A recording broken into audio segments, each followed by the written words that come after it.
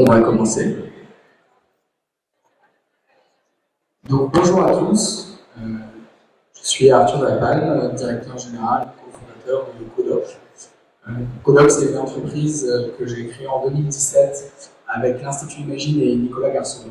Et notre mission, c'est d'accélérer et démocratiser l'usage des données de santé qui sont produites au cours du soin pour en accélérer l'usage et multiplier les bénéfices qui sont aujourd'hui une promesse, mais on va pouvoir débloquer en démocratisant cette usage. Donc, on est très heureux aujourd'hui d'accueillir Guillaume Chenel, qui est directeur général adjoint du GH Diabetes Croix-Saint-Simon, et Philippe Buard, directeur général de l'hôpital européen de Marseille, pour nous présenter l'ambitieux projet de l'association Explique, qui vise à développer une recherche d'excellence grâce à une stratégie commune autour des données de santé. Je vous passe la parole sans plus attendre, Philippe, pour nous présenter. Tout d'abord, Explique.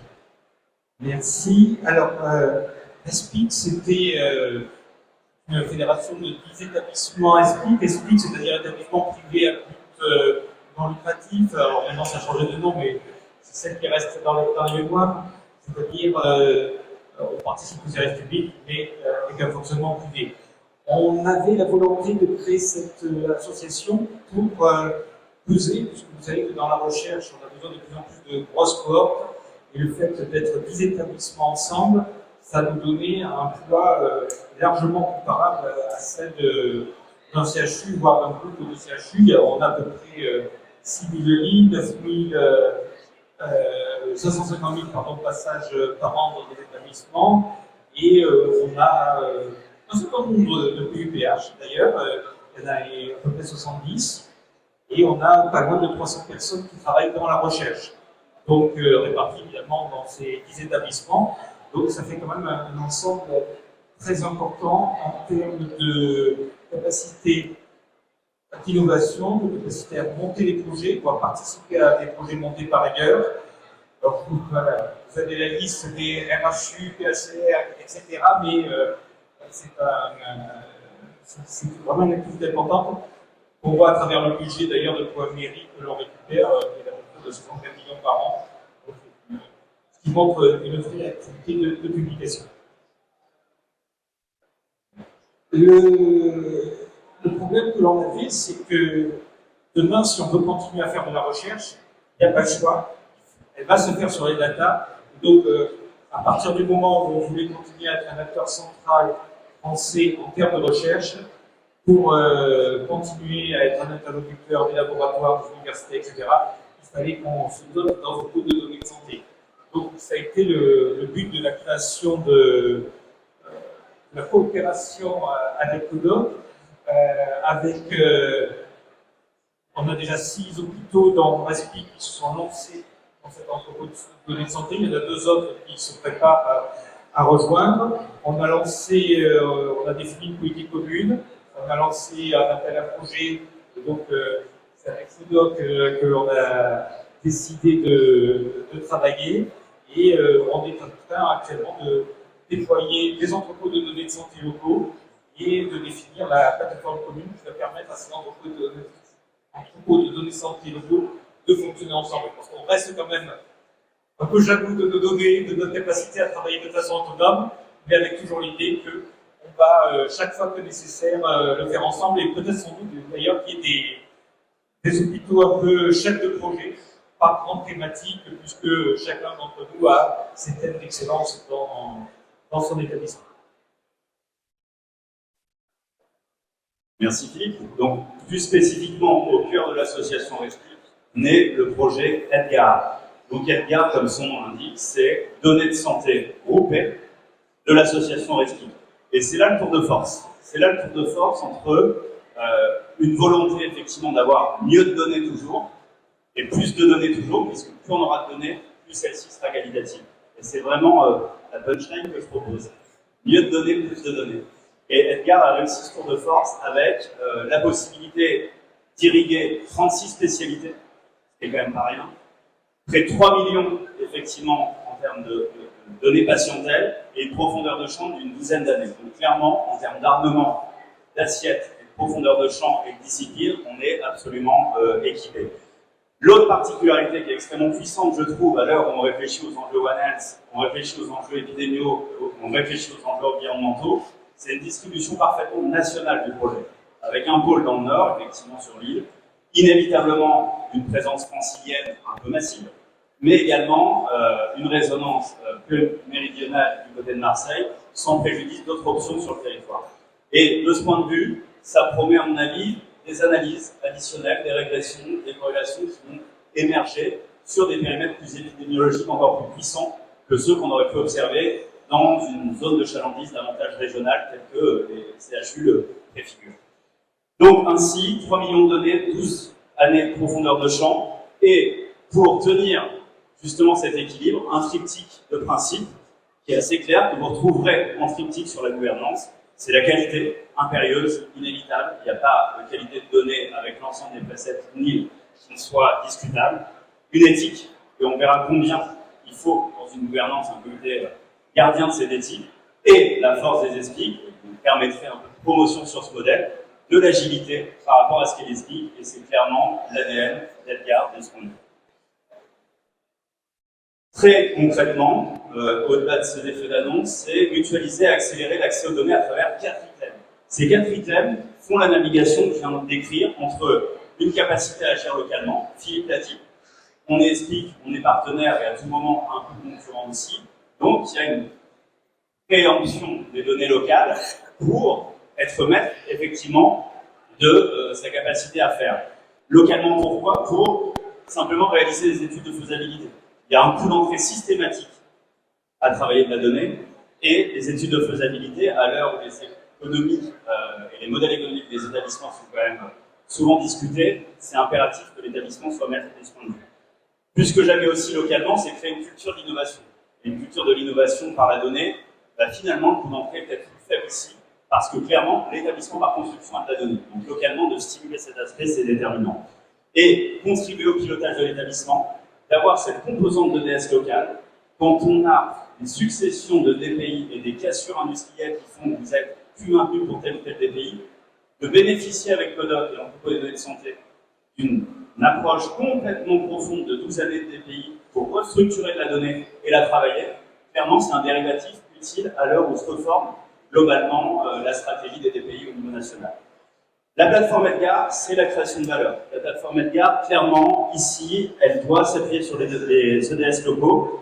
Et de ce point de vue, on doit absolument être clean d'un point de vue de l'environnement HDS, d'un point de vue de l'environnement NIL. Et c'est finalement le coût d'entrée que l'établissement peut tranquillement délester, quand il n'est pas spécialiste, à la plateforme, et c'est déterminant. L'offre de service, elle est claire, elle est double. C'est à la fois des équipes dédiées, j'en salue en partie, et une offre de service bilatérale. C'est à la fois pour l'établissement qui agit, mais plus que jamais pour le partenaire qui déciderait de s'agréger à l'initiative engagée. Donc de ce point de vue, cette bilateralité, elle est extrêmement puissante. Et je vous l'ai dit, il y a à la fois une logique de data science, elle est consubstantielle du projet. Il y a une logique d'accompagnement au développement clinique. Nos niveaux de maturité sur les 6+2 établissements, et pour être sur un des strapontins bientôt endurcis, on est 8 établissements dans Edgar maintenant, mais on bénéficie d'un certain nombre d'expertises de nos voisins pour escalader et aller plus vite sur nos analyses. Clairement, l'expertise en santé publique, en épidémiologie, on manquerait de projets si on ne tentait pas de creuser cette dimension nationale avec l'épidémiologie. Et enfin, hors de question de ne pas avoir un temps d'avance sur la propriété intellectuelle et la valorisation et le transfert, parce que clairement, la diversification des recettes participe de l'équilibre du continuum enseignement soins recherche des établissements. Donc de ce point de vue, voilà un peu ce que ça peut provoquer Edgar, avec en clé de voûte le guichet et le mandataire unique. Le mandataire unique, il faut un pilote dans l'avion, et c'est l'hôpital Foch qui a une réputation tout à fait européenne sur le sujet, qui effectivement chapeaute l'ensemble, et avec un guichet unique, puisqu'il faut gérer le catalogue, il faut instruire les demandes, il faut contractualiser, et il faut une politique active de partenariat, de communication. Cette séance en est la démonstration, pour qu'on soit effectivement tout à fait concurrentiel avec les principaux CHU. Et la clé de l'esprit aidant, sa capacité à se décomplexer sur ces sujets-là. Donc voilà globalement ce que je ressens du projet. Je suis un peu partisan, mais effectivement j'y crois assez. Merci. Alors, le projet, c'était d'abord nos produits de santé, il fallait savoir avec qui on allait le faire, donc ça s'est fait avec Codoc, il y avait comme toujours, une étude de marché, évidemment, des professionnels capables de nous accompagner, mais c'est vrai qu'il y avait deux établissements, dont Foch, qui avaient déjà avancé là-dessus, et ça avait l'avantage d'être une application qui nous a paru suffisamment conviviale, c'est très important la convivialité, pour attirer nos professionnels et qu'ils aient envie de travailler là-dessus. Puis il y avait déjà une certaine expertise sur l'agrégation, l'intégration de données, leur traitement, sur tout ce qui était outils de recherche.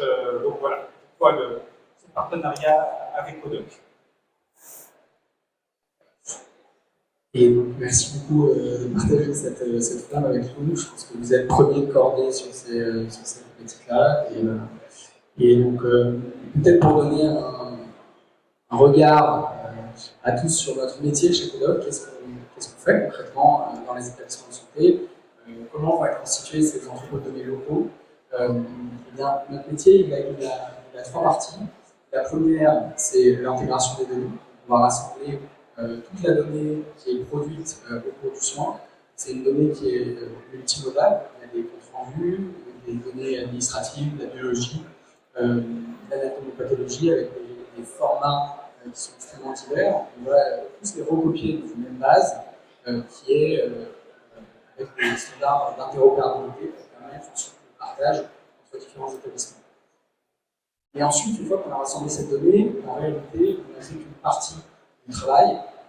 L'étape extrêmement importante et sur laquelle aujourd'hui on est en train de construire et qui est en fait aux prémices en réalité. Si vous parlez à des entreprises de santé existants en Europe, l'usage qui est fait de ces données est en réalité assez limité parce que il faut offrir aux professionnels un moyen d'utiliser ces données. Aujourd'hui, on ne va pas avoir de data scientists dans tous les hôpitaux en grande quantité, peut-être un jour, j'espère de plus en plus pour avoir des usages toujours plus avancés.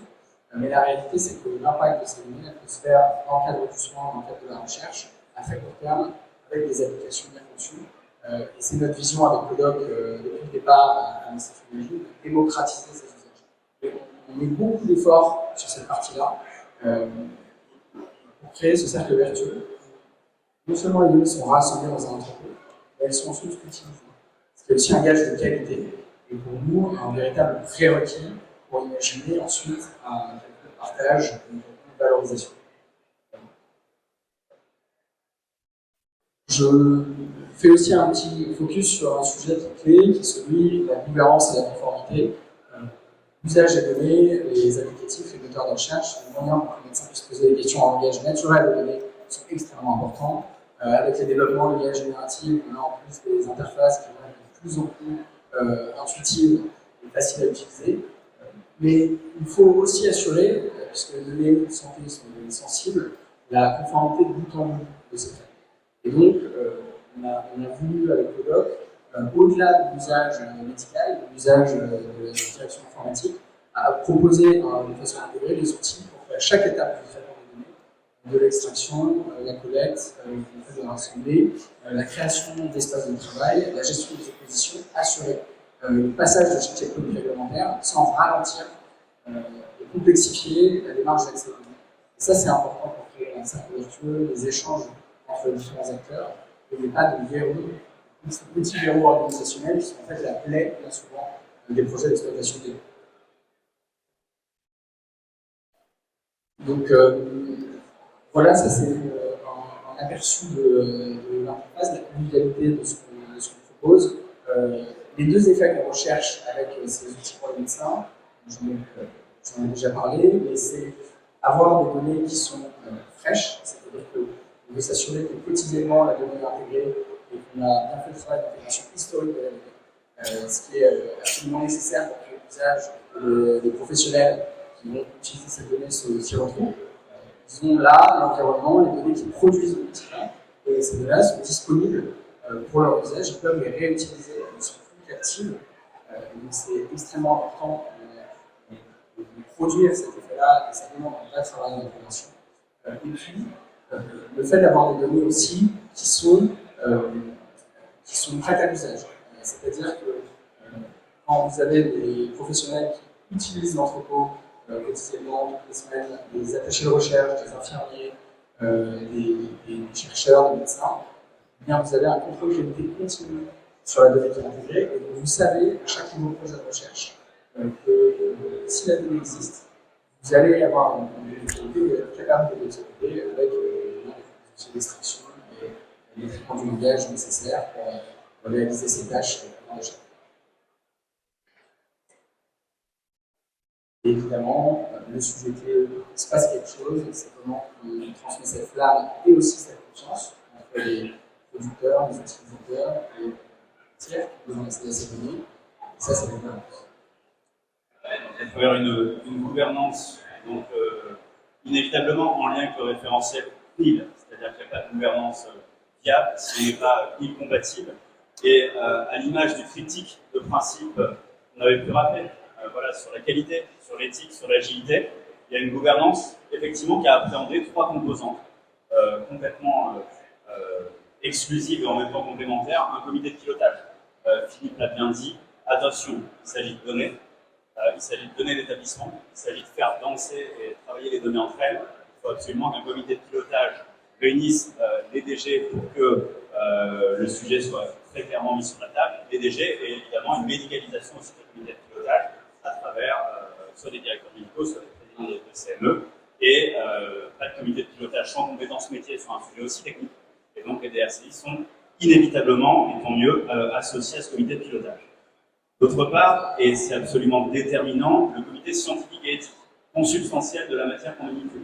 Le comité scientifique et éthique, il est absolument impératif pour s'assurer que les usagers ne se sentent pas malmenés dans l'équation, que les professionnels de santé y ont un sens, et que les chercheurs auront de toute façon la garantie de présenter une assurance de compétences d'éthique en santé, puisqu'autrement on se prendra un stop assez mécaniquement. Là où il y a une belle astuce dans cette stratégie de gouvernance, je trouve, c'est d'avoir pensé effectivement un comité des partenaires.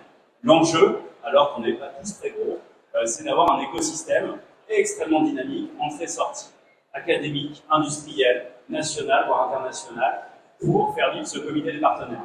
On a le plaisir avec Rescue aussi d'avoir une jointure très forte avec Unicancer et CLCC.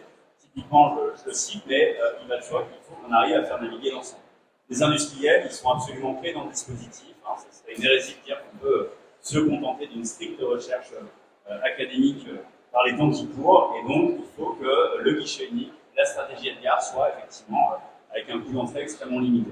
Voilà, donc cette articulation de gouvernance doit permettre de répondre au bon niveau de granularité de pilotage, c'est-à-dire soyons extrêmement agiles tout en n'excluant pas de devenir très gros. Voilà.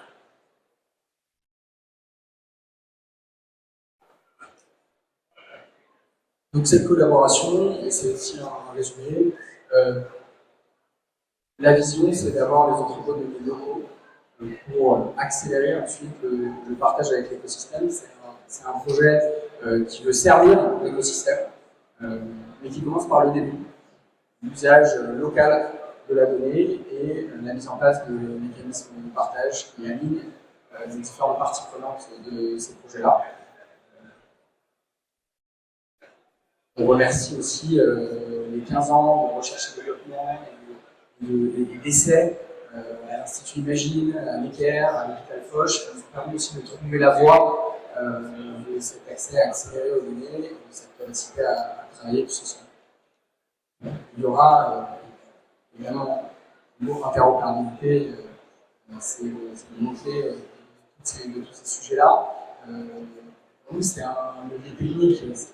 C'est pas le cœur du sujet, mais c'est un sujet important et il est adressé pleinement dans le cadre du consortium, puisque le modèle de données qui a été choisi pour le partage est le modèle OMOP, le Common Data Model de l'OMOP, qui est un modèle qui est soutenu à l'échelle européenne, qui permet de partager les données en parlant de langage. Il y a évidemment un travail à mener, ça ne va pas se faire du jour au lendemain. Le gros challenge de MOB, et j'insiste dessus, c'est que le dictionnaire utilisé dans les établissements soit commun. C'est très bien d'avoir noms sur les tables, si les dictionnaires ne sont pas les mêmes, c'est un vrai prérequis important. Et donc, les étapes qu'on a construites pour que cette interopérabilité soit réelle, et on a des exemples de gigabases de données en Europe, aux États-Unis, qui, malgré les dizaines de millions d'euros investis, donnent même pas une centaine de publications scientifiques. Là, c'est d'abord de construire des OBS locaux, d'assurer l'usage de ces OBS locaux. L'exemple de Mika nous a montré qu'avec un OBS local bien fait, on a généré aujourd'hui 95 nouvelles publications scientifiques. Parce que aucun travail de data scientist, c'est les médecins qui sont appropriés par le cause et qui ont fait cette publication-là. C'est cette idée-là qu'on va diffuser dans les différents entrepôts de données du projet EDGAR. Puis ensuite, construire une gouvernance commune, faire évoluer le modèle de données vers des formats d'interopérabilité en priorisant en fonction des usages, des projets les plus porteurs, les plus importants, les plus d'enjeux. La mise en place de projets de santé à l'intérieur des hôpitaux de l'esprit, facilité évidemment par la présence d'une infrastructure commune et d'une solution commune. Et puis, très vite aussi, le partage d'autres acteurs de l'écosystème, que cette donnée ait la valeur et qu'elle soit partagée pour qu'elle soit en mouvement. C'est un élément très fort distinctif du consortium.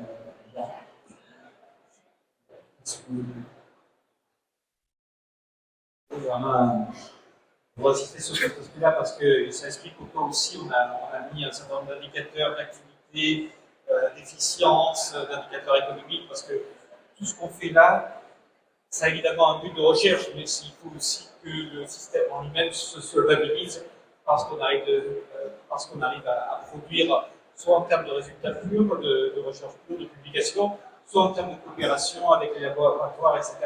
C'est pour ça que RESPIC, depuis le début, quasiment au début, est installé à Paris Santé Campus, pour la personne de Philippe Boissier qui pourra vous répondre si vous avez des questions sur ce sujet, pour être aussi en lien avec les autres acteurs, ça a été très bien dit, de toute la filière économique qui va autour de la recherche, etc. Du coup, c'est pas de faire un entrepôt de données juste pour soi dans son coin, mais c'est bien sûr pour faire un entrepôt de données pour qu'elle soit utilisée par un maximum d'acteurs dans l'intérêt des patients, dans l'intérêt des établissements. Et d'ailleurs, un des prochaines pistes de réflexion, ça sera aussi sans doute qu'est-ce qu'on met dans les données, puisque vous avez vu que, évidemment, nos premières données, c'est essentiellement des données médicales autour du patient, mais il y a sans doute aussi beaucoup d'intérêt dans l'avenir à faire entrer des données autour de la gestion des établissements, parce que c'est aussi un domaine qui est peu analysé actuellement, on n'utilise pas assez la data, et où il y a sans doute énormément de choses, de recherches à faire pour améliorer nos fonctionnements internes, économiser le personnel médical et paramédical qui est particulièrement rare, et donc c'est une denrée qu'il faut qu'on sache économiser, donc bien utiliser. Enfin, il y a énormément de pans de recherche, d'autant qu'on arrive dans une époque où les progrès ultérieurs en termes de grande augmentation d'espérance de vie sera sans doute moins uniquement sur l'amélioration du geste médical, mais beaucoup plus sur la prévention, le dépistage précoce, la meilleure organisation des soins, l'efficience dans la prise en charge et dans l'organisation du parcours de soins. Tout ça, le fait d'avoir des données importantes, non seulement en termes de santé qui vont nous permettre de faire du prédictif et du dépistage, mais aussi en termes de gestion qui vont nous permettre de mieux articuler la gestion des prises en charge, ça sera, je pense, un élément important pour la suite. Mais d'ores et déjà, oui, vous voyez, on a un certain nombre d'indicateurs qui ont été mis pour s'assurer que ce projet s'inscrit dans des bases durables. C'est vraiment ça qui est important. On ne fait pas quelque chose juste pour faire beau, mais on construit quelque chose pour avoir un outil national de recherche efficient pour les 20, 30, 40, 50 années à venir.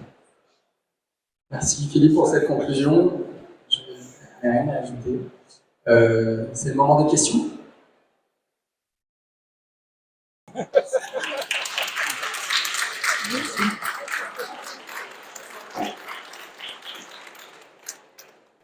N'hésitez pas à venir nous retrouver au stand au 26 si vous voulez davantage d'informations sur le aussi un peu de documentation, de statistiques. Merci beaucoup.